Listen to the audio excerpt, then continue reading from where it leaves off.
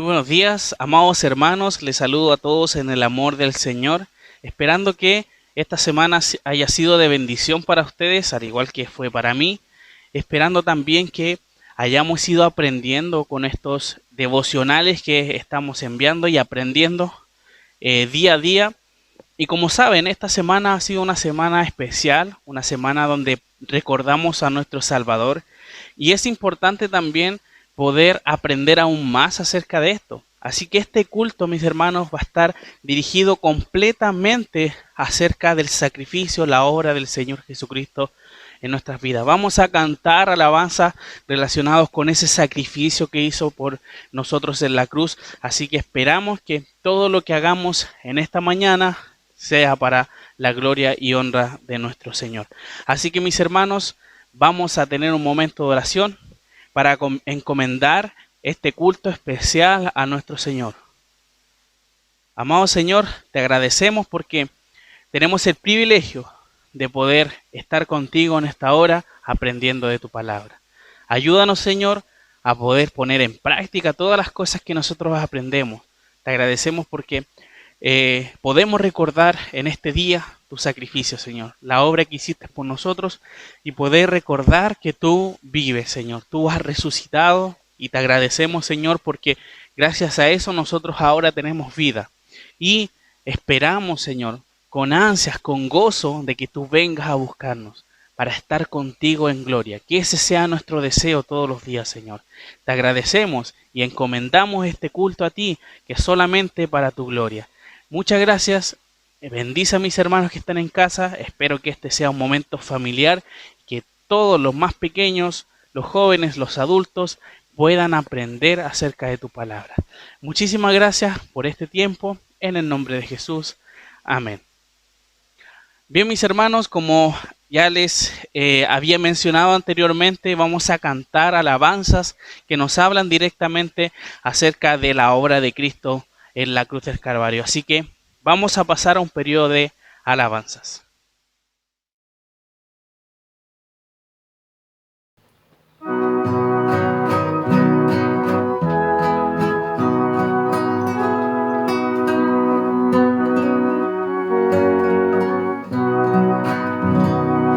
Mirad al Salvador Jesús, el príncipe benigno, por mí muriendo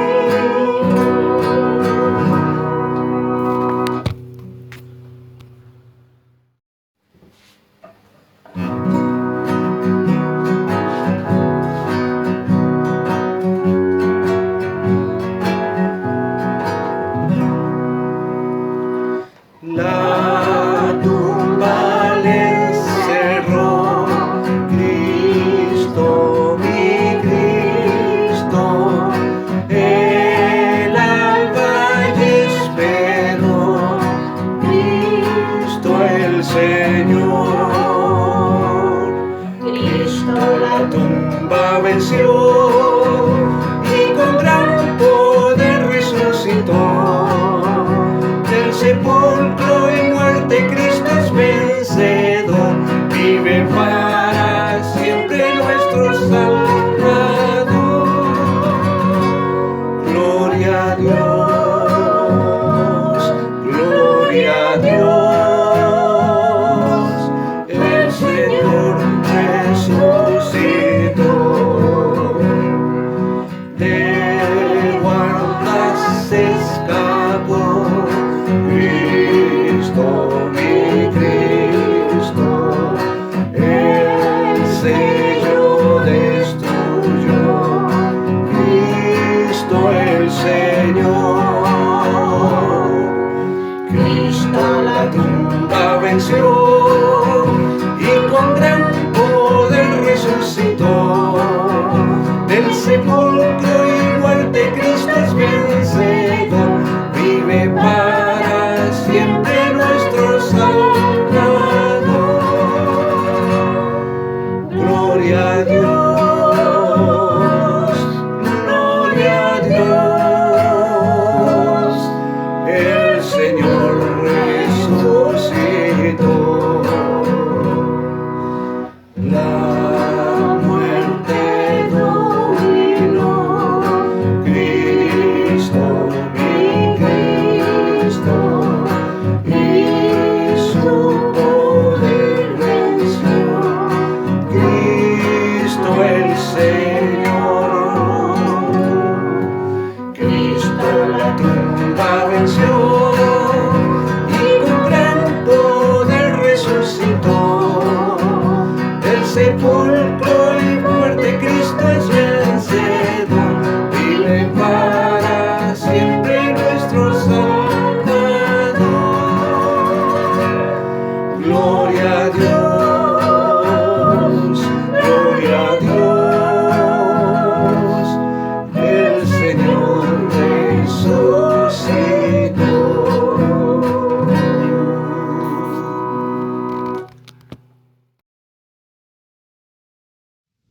Bien, mis hermanos, después de haber cantado a nuestro Señor esas hermosas alabanzas, y espero también que en sus casas haya sido también de adoración, de gozo haber cantado al Señor esas letras, y ahora vamos a pasar a lo que es la enseñanza de la palabra de Dios. Y como les comentaba al principio, hemos aprendido durante la semana los últimos días de Jesús, y es importante también que nosotros podamos entender qué relación tiene esto, la Pascua, con Cristo.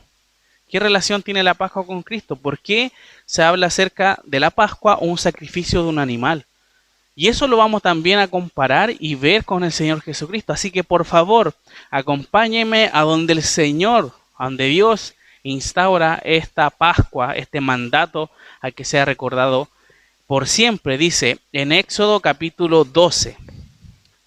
Éxodo capítulo 12, versículos del 1 al 14. Éxodo capítulo 12, versículos del 1 al 14. Dice así la palabra del Señor. Habló Jehová a Moisés y a Aarón en la tierra de Egipto, diciendo: Este mes os será principio de los meses, para vosotros será este el primero en los meses del año. Hablad a toda la congregación de Israel, diciendo: En el 10 de este mes, tómese cada uno un cordero según la familia de los padres, un cordero por familia. Mas, si la familia fuere tan pequeña que no baste para comer el cordero, entonces él y su vecino inmediato a su casa tomarán uno según el número de las personas, conforme al comer de cada hombre. Haréis la cuenta sobre el cordero. El animal será sin defecto, macho de un año. Lo tomaréis de las ovejas o de las cabras, y lo guardaréis hasta el día 14 de este mes, y lo inmolará toda la congregación del pueblo de Israel entre las 2 tardes. Y tomarán de la sangre y la pondrán en los 2 postes y en el dintel de las casas en los que han de comer. Y aquella noche comerán la carne asada al fuego y panes sin levadura. Con hierbas amargas lo comerán.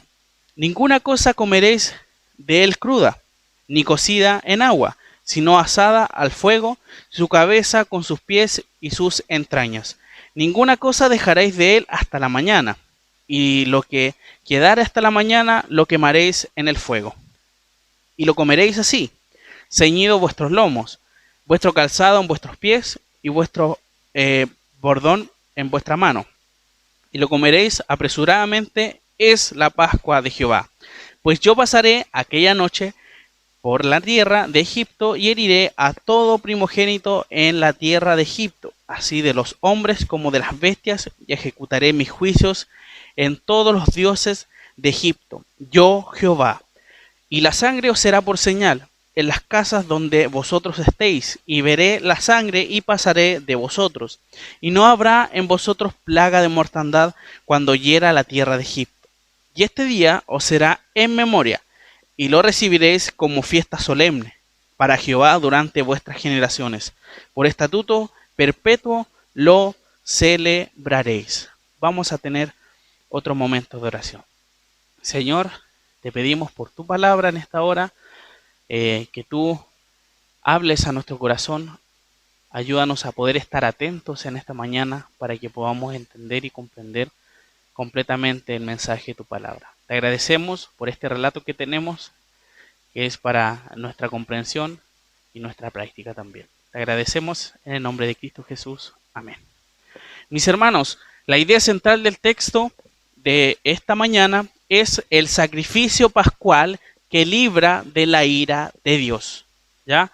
El sacrificio pascual que libra de la ira de Dios. Y para entender más o menos cuándo fue, por qué fue, vamos a tener que entender un poco el contexto de este pasaje. Ya vemos que tras el trabajo de José en Egipto, vemos en Génesis, al final ya del libro de Génesis, se le permitió morar en el territorio de Egipto a José. ¿Ya? Faraón le dio un espacio dentro de Egipto para que fuera a vivir junto a su padre Jacob y sus hermanos, y en total eran 70 personas. Eso se menciona al principio de del libro de Éxodo. Y al tiempo toda aquella generación murió. O sea, los padres, o sea, todos los hijos de Jacob murieron y solamente empezaron a quedar los descendientes de aquellas personas. Y vemos que los hijos de Israel se multiplicaron. Eso nos dice también un poquito más adelante en Éxodo. Y se levantó un nuevo faraón, un nuevo rey en Egipto que no había conocido a José. Y vemos que al darse cuenta de que el pueblo de Israel comenzaba a crecer, tuvo miedo del pueblo de Israel. Entonces, ¿qué pasó? Mandó a que se los oprimiera, haciendo trabajar duro e incluso queriendo matar a los bebés varones. ¿Ya? Hay un relato también ahí de las parteras que ayudaban a nacer, y vemos que Faraón le había dado la orden de que mataran si es que salía un bebé, un varón en este caso, debían darle muerte. De esa forma quería exterminar y oprimir Egipto al pueblo de Israel. Entonces vemos que al ver que eso no sucedió, el pueblo siguió creciendo, entonces Faraón los hizo esclavos, ¿ya? Por mucho tiempo. Y vemos acá que el Señor llama a Moisés para que fuese el representante de Dios ante el pueblo. Y vemos que Moisés interactúa constantemente con Faraón para que libre al pueblo de Dios de la esclavitud. Faraón se negó muchas veces, y eso lo tenemos muy claro. Entonces el Señor envió plagas, plaga tras plaga, y decía a Faraón que se vayan, que vayan allá, pero ¿qué pasaba? Jehová endurecía el corazón de Faraón para que él vuelva a decir, no los voy a dejar ir. Entonces, ¿qué pasó? El Señor, con todo esto, tenía el objetivo de demostrar a todas las naciones del resto de cómo sacó Dios a su pueblo de Egipto a través de estas plagas. Y vamos a ver también en imágenes, más que nada para representar y ver que los niños también puedan aprender en esta hora acerca de este sacrificio. Tenemos que ver este contexto y voy a hacer pasar algunas imágenes y vamos a ver estas 10 plagas. Primeramente tenemos la plaga de sangre. Vemos que toda el agua de Egipto se volvió sangre. La segunda plaga fue la plaga de las ranas. La tercera fue la de los piojos, la cuarta la de las moscas, la quinta la muerte de ganado, la sexta la plaga de úlceras o llagas, la séptima granizo, la octava langostas, la novena tinieblas y la décima muerte de los primogénitos. Entonces vemos, mis hermanos, en este pasaje, en ese contexto se encuentra esta instauración de la Pascua. Vemos en el capítulo 11 de Éxodo que anuncia esto Moisés. Dios le anuncia a Moisés que va a dar muerte a los primogénitos. Entonces iba a ser todos los primogénitos que estuvieran en Egipto, incluyendo también los primogénitos de los judíos, de los israelitas. Pero vemos acá la diferencia. Acá el Señor da una serie de instrucciones para que el pueblo de Israel esté protegido de esta muerte de los primogénitos y no cause nada en ellos. Así que vamos a entrar a este pasaje. En este pasaje tenemos que entender de que el Señor Jesucristo va a derramar toda su ira, Dios va a derramar toda su ira en los habitantes de Egipto. Por todo lo que haya pasado, Faraón, por no haber querido soltar a su pueblo, va a tener que recibir toda la ira de Dios. Entonces parte de eso es la muerte de los primogénitos. No solamente a los hombres, sino que también a las bestias. Entonces vemos, en este caso, las plagas eran dadas por Dios a aquella nación para que dejase ir al pueblo y a servir a su tierra. Pero el Señor dio instrucciones a su pueblo para que pudiera librarse de la ira de Dios a través de un sacrificio. Entonces, por eso entendemos, y por eso tiene la idea central este pasaje, de que el sacrificio pascual, esto lo que se está celebrando, se va a recordar, es lo que libra de la ira de Dios. Vamos a ver acá una serie de instrucciones que se les dan.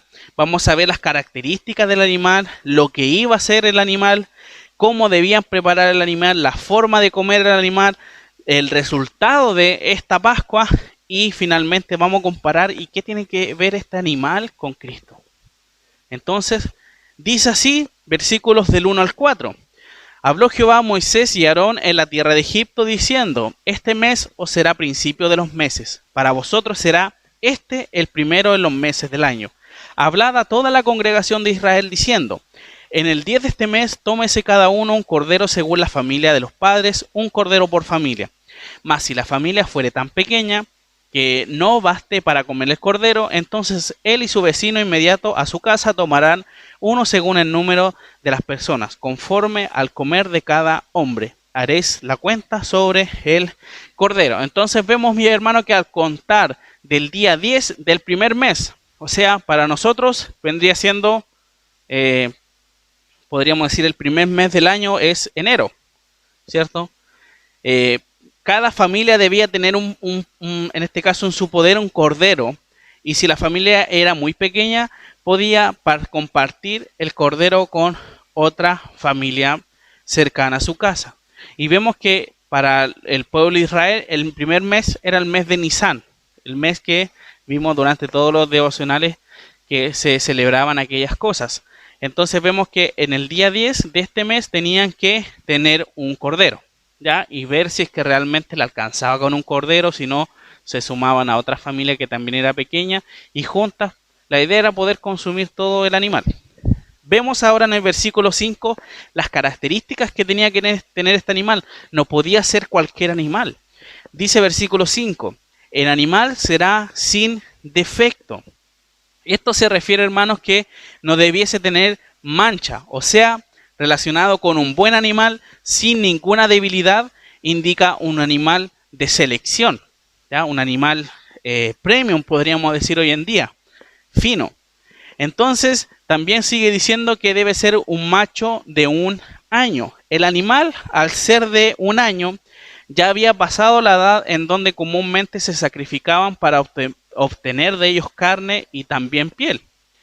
Estos eran dejados para ser el macho y reproductor del rebaño. No era cualquier animal, sino un animal importante dentro del ganado. Como les digo, tiene que ser un animal seleccionado, importante. Y dice, lo tomaréis de entre las ovejas o de entre las cabras. este animal no debía ser exclusivamente cordero. También podía ser un macho cabrío que viene de las cabras, ¿ya? La condición era que fuese sin defecto y de un año. Versículo 6, vamos a ver qué es lo que iban a hacer con el animal. ¿Para qué necesitaban un animal tan perfecto? Versículo 6, y lo guardaréis hasta el día 14 de este mes, y lo inmolará toda la congregación del pueblo de Israel entre las 2 tardes. ¿Ya? Entonces dice que este animal del día 10 tiene que ser guardado, ¿ya? Tiene que ser elegido principalmente, y dice que van a tener que guardarlo. Algunos estudiosos dicen que este proceso de guardar este animal, para que la familia eligieran bien el animal y puedan verificar correctamente que no tenía defecto. O sea, ellos tienen que analizar el animal que apartaron. No, este realmente no tiene defecto, examinarlo bien, probar, etcétera. Entonces, por eso se dejaba aparte y viéndolo para ver si era un animal perfecto. Y dice, y lo inmolará toda la congregación del pueblo de Israel entre las 2 tardes. El pueblo, mis hermanos, en conjunto ese mismo día, en el mismo momento, durante las 2 tardes debían sacrificar el animal. Estas 2 tardes para nosotros en nuestra zona horaria es entre las 12 y las 15 horas. Entonces yo voy a mostrar ahora una imagen donde ustedes van a poder ver más claramente cómo es esta diferencia entre la hora judía y la hora griega, que es de nosotros. Vemos que para nosotros, ahí ven ustedes el reloj, y vemos que entre las 2 tardes vendría siendo entre el mediodía y la tarde. Entonces vemos que el animal debía ser sacrificado en la hora sexta, ¿ya? En la hora sexta, hasta la hora novena. Entre esas horas debía ser sacrificado, ¿ya? Eso nos va a servir después para que podamos entender algo muy interesante. Verso 7, volvamos, verso 7. Y tomarán de la sangre y la pondrán en los 2 postes y en el dintel de las casas en que lo han de comer. Dice que al sacrificar el animal deben tomar la sangre y van a tener que ponerla en sus casas, en los postes de las puertas, a los lados, dice, y en el dintel, en la parte superior de la puerta. Este lugar específico que debían poner la sangre del animal era la entrada de la casa donde se iba a realizar la comida del cordero. Más adelante vemos en el versículo 22 cómo debe ser la aplicación, ¿ya? Dice, y tomad un manojo de hisopo y mojadlo en la sangre que estará en un lebrillo, y untad el dintel y los 2 postes en la sangre que estará en el lebrillo, y ninguno de vosotros salga de las puertas de su casa hasta la mañana. O sea, le está diciendo, ustedes solamente tienen que marcar acá y quedarse encerraditos hasta la mañana. Y yo voy a dejar acá, como ustedes pueden estar viendo, también una imagen que representa la forma, también el lebrillo, vemos también el manojo de hisopo que tenían que manejar. El hisopo era una hierba, ya, la cual se asociaba con la purificación, y además por su forma era utilizada también como cepillos y escobas. El lebrillo era una especie de fuente o recipiente donde se untaba la sangre del animal en el hisopo, ya, como ustedes lo pueden estar viendo en la imagen. Verso 8 y 9.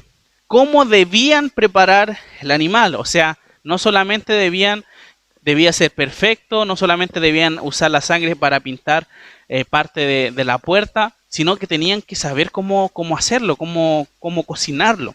Y aquí vemos cómo debe prepararse, versículos 8 y 9. Y aquella noche comerán la carne asada al fuego, y panes sin levadura, con hierbas amargas lo comerán. Ninguna cosa comeréis de él cruda, ni cocida en agua, sino asada al fuego, su cabeza con sus pies y sus entrañas. Entonces dice claramente que debía ser asada al fuego con panes sin levadura y con hierbas amargas. El comer, hermanos, la carne asada y panes sin levadura demuestra lo rápido que debía ser la comida.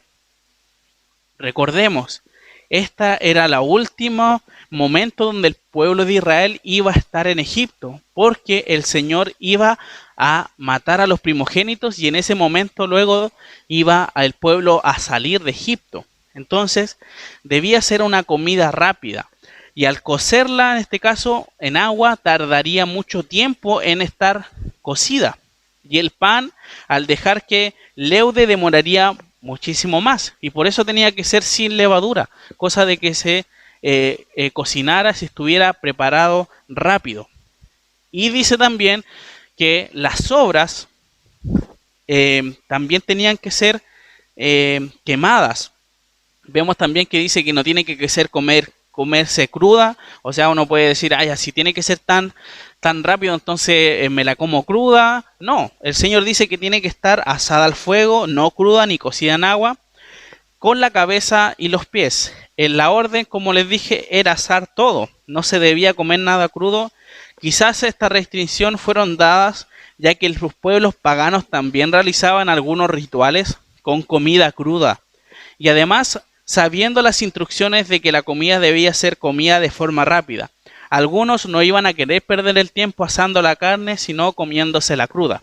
Entonces posiblemente por eso el Señor les manda a que tiene que ser asado y no crudo.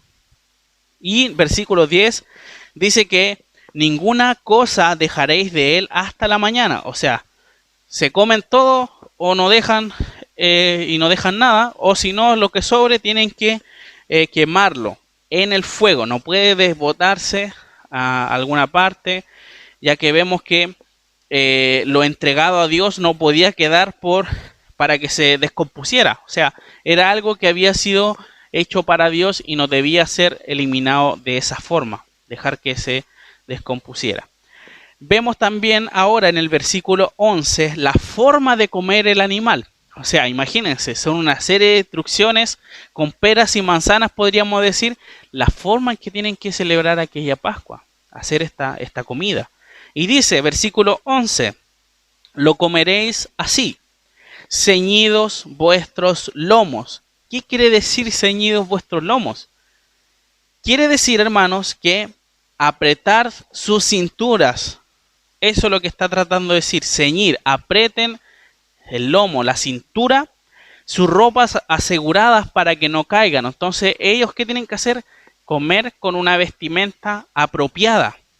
Apropiada, ¿por qué? Porque ellos iban a tener que salir. Entonces no podían andar con ropa ligera, ropa que posiblemente se les iba a caer. Tenían que asegurarse bien, ¿ya? Entonces por eso les dice, ustedes cuando estén comiendo, vístanse bien. Cíñanse sus lomos para que aseguren su ropa. Sigue diciendo, vuestros calzados en vuestros pies. El calzado comúnmente eran sandalias, los cuales debían estar puestas en sus pies. O sea, ustedes tengan que estar preparados, no sus sandalias lejos, porque esto hay que comérselo rápido, porque hay que salir. Y sigue diciendo, y vuestro bardón en vuestra mano. El bardón se refiere a un cayado o una vara. Entonces tienen que andar y comer con eso ya. O sea, yo me imagino cómo deben estar comiendo, preparado con su palito al lado, me imagino yo, justo para salir, ¿ya?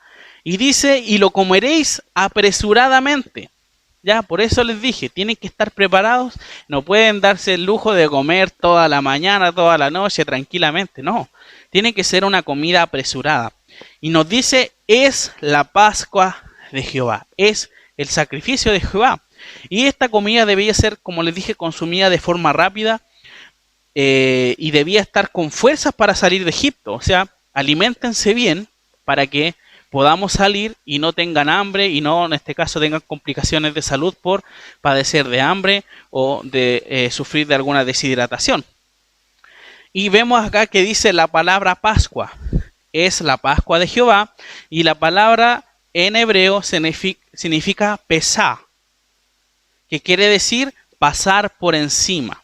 ¿Ya? Esa es lo que pasa, en este caso, lo que se cumple a al momento del sacrificio, de este caso de que venga el ángel de Jehová a matar a los primogénitos, pasará por encima de aquellos lugares y no hará ningún mal a aquellos habitantes de Israel que estén en sus casas. Vemos que esta Pascua cubre, está protegiendo en este caso a el pueblo de Israel. Vemos acá ahora en el versículo 12 el resultado que tiene esta Pascua. O sea, vemos acá claramente y dice acá el accionar de Dios. Versículo 12, pues yo pasaré aquella noche por la tierra de Egipto. O sea, ¿quién está hablando directamente? Dios. Dios dice, pues yo pasaré por aquella noche por la tierra de Egipto y heriré a todo primogénito en la tierra de Egipto. Jehová mismo pasará hiriendo. Esta palabra hiriendo se refiere a ir matando, ¿ya? A todos los primogénitos. ¿Quiénes son los primogénitos? El primer hijo, ¿ya? Los primeros hijos de estos que estaban en Egipto, sean israelitas o de Egipto. Como les dije, esto era para todos, salvo para los que hacían lo que el Señor les mandaba, que obviamente eran solamente los israelitas, porque los egipcios no habían sido comunicados de estas cosas, ya que solamente esta Pascua era para el pueblo de Israel. Entonces nos dice que así de hombres como de las bestias, y ejecutaré mis juicios en todos los dioses de Egipto, yo Jehová. O sea, Él va a pasar y va a destruir no solamente a los primogénitos de los hombres, sino de las bestias. Entonces podemos entender de que nadie escapará del juicio de Jehová, que ejecutará mediante esta plaga de muerte, plaga de mortandad.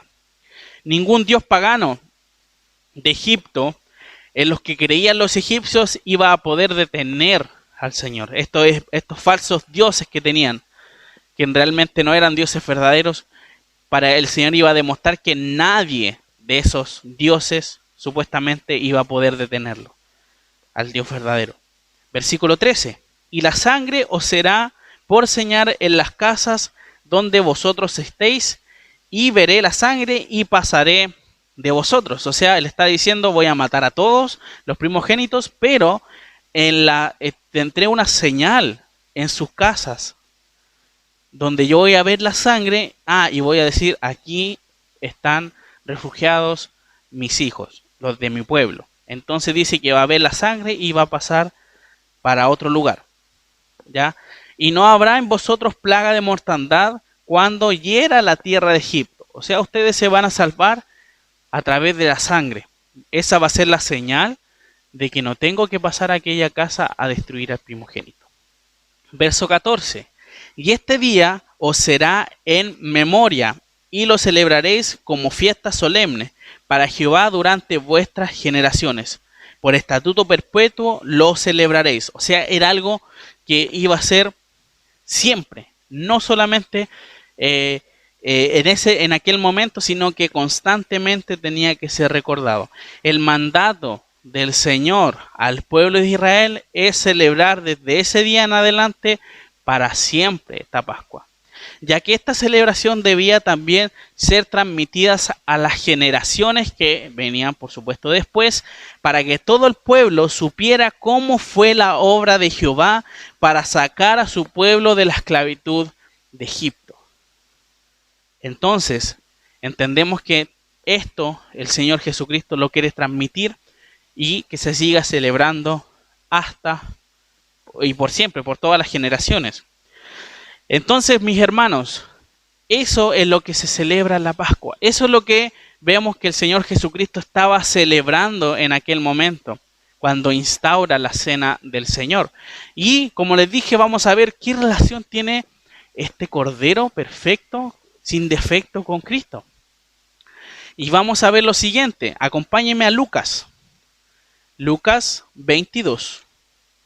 Lucas 22, del 14 al 20. Lucas 22, del 14 al 20. Y vemos aquí que el Señor instaura la cena del Señor en la Pascua. Dice así: cuando era la hora, se sentó a la mesa y y con él los apóstoles. Y les dijo: ¿cuánto he deseado comer con vosotros esta Pascua antes de que padezca? ¿Ven? El Señor Jesucristo estaba celebrando la Pascua, lo mismo que acabamos de ver, lo estaba recordando como se había mandado. Porque os digo que no comeré más hasta que se cumpla en el reino de Dios. Y habiendo tomado la copa, dio gracias y dijo: tomad esto y repartidlo entre vosotros. Porque os digo que no beberé más del fruto de la vid hasta que el reino de Dios venga. Y tomó el pan y dio gracias y lo partió y les dio diciendo: este es mi cuerpo que por vosotros es dado. Haced esto en memoria de mí. De igual manera, después que hubo cenado, tomó la copa diciendo: esta copa es el nuevo pacto en mi sangre que por vosotros se derrama. Entonces vemos que el Señor Jesucristo instaura la cena del Señor para que desde ese momento se recordara el sacrificio de Él. Vemos que la Pascua se tiene que utilizar un sacrificio de un animal que ellos mismos estaban comiendo, pero vemos que ahora el Señor Jesucristo utiliza este mismo animal, esta misma sombra podríamos decir, y la utiliza para referirse a Él como el Cordero perfecto que muere y cubre, en este caso salva de la ira de Dios, porque vemos que los que no tenían la sangre en la puerta, el Señor iba a pasar e iba a destruir a los primogénitos.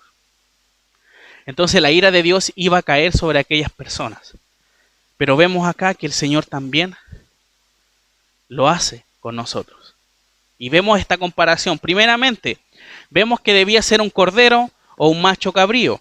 Este cordero debía ser sin defecto, como lo vimos anteriormente en Éxodo.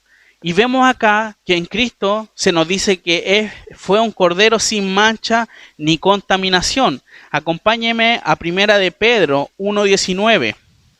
Primera de Pedro 1:19.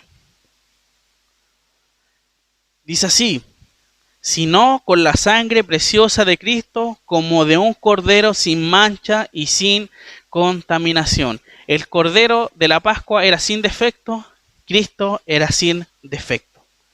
Vemos ahora lo siguiente, el propósito de la sangre.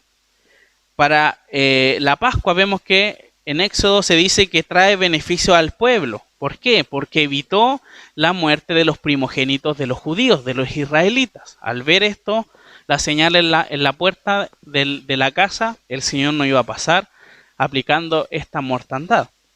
Y vemos que en Cristo también se dice algo semejante. Acompáñenme a Juan, Evangelio de Juan, capítulo 1, versículo 29. El Evangelio de Juan, capítulo 1, versículo 29, dice: el siguiente día vio Juan a Jesús que venía a él y dijo: he aquí el Cordero de Dios que quita el pecado del mundo. Entonces, ¿cuál es el propósito de la sangre?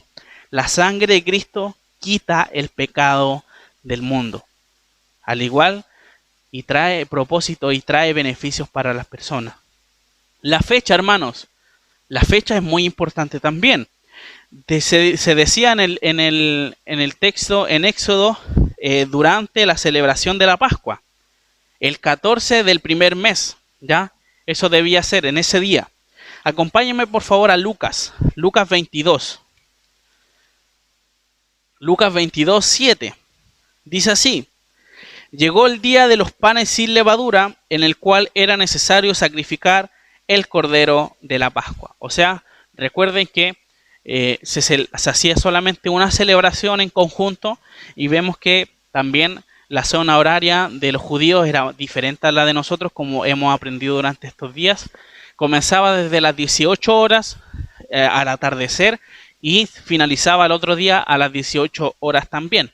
Entonces vemos que acá se dice que la fecha debe ser el 14 del mes, del primer mes, y vemos que el Señor Jesucristo durante ese mismo día ocurre su muerte, durante el día 14, cuando instaura la cena del Señor. Recuerdan los devocionales, como dijimos, estuvo toda la noche siendo procesado por diferentes personas, y luego ya durante el mismo día, pero durante la tarde, ya falleció el Señor. La hora, hermanos, la hora también es algo muy importante.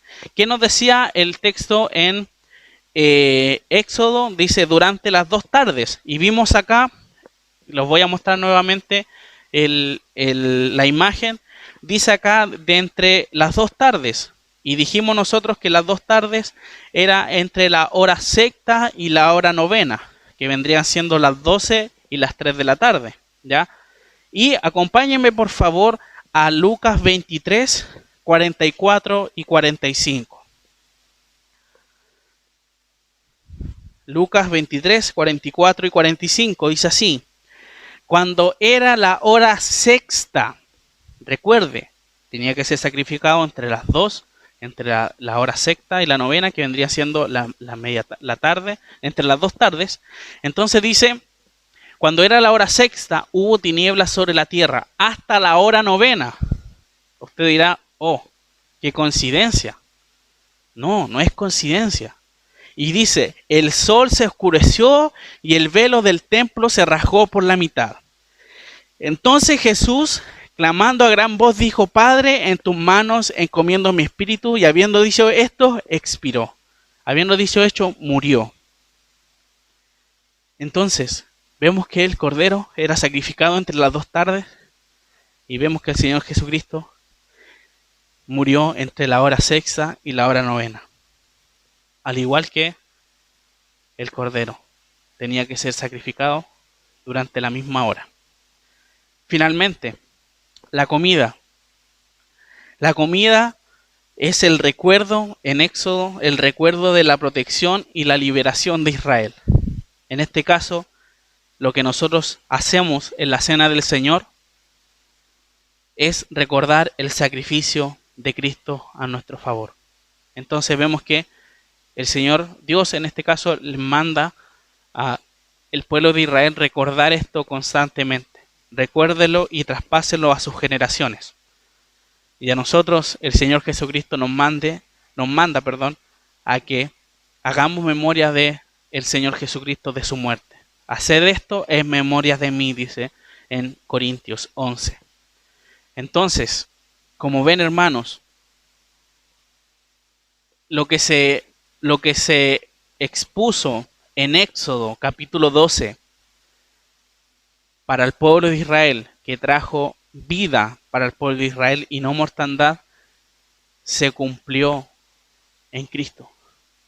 En Cristo fue pagado todo lo que, en este caso, toda la ira de Dios se derramó sobre aquel sacrificio. Entonces, entendemos ahora que el sacrificio pascual libra de la ira de Dios. El sacrificio de Cristo a nosotros, como sus hijos, nos ha librado de la ira de Dios. Porque solamente nosotros merecíamos la ira, merecíamos el castigo eterno. Pero vemos que gracias al sacrificio perfecto de Cristo, nosotros ya podemos vivir ahora para siempre, y no solos, sino que con Él. Así que, mis hermanos, quiero finalizar con un texto. 1 Corintios 5:7. 1 Corintios 5:7. Dice así: limpiaos pues de la vieja levadura, para que seáis nueva masa, sin levadura como sois, porque nuestra Pascua, que es Cristo, ya fue sacrificada por nosotros. La levadura en este caso se simboliza como el pecado. Entonces dice que debemos limpiarnos de este pecado. Debemos ser una nueva masa, un nuevo hombre. Y ya vemos que nuestra Pascua, en este caso el sacrificio, ya ha sido hecho. Ese sacrificio fue Cristo. Ahora nosotros somos limpios del pecado. No tenemos pecado ante los ojos de Dios. No somos condenados por el pecado. Ya fue sacrificado Cristo por nosotros. Y eso es lo que nosotros recordamos. El sacrificio de Cristo. Y no que Cristo esté muerto. Porque vemos que Cristo resucitó al tercer día. Y hoy vive para siempre. Hoy vive y está con nosotros a través de su Espíritu Santo. Cristo no está muerto. Cristo vive. Cristo resucitó. Gracias a Él nosotros ahora tenemos vida eterna. Gracias a ese sacrificio perfecto que fue de forma gratuita por nosotros. Así que mis hermanos, que recuerde eso durante este tiempo.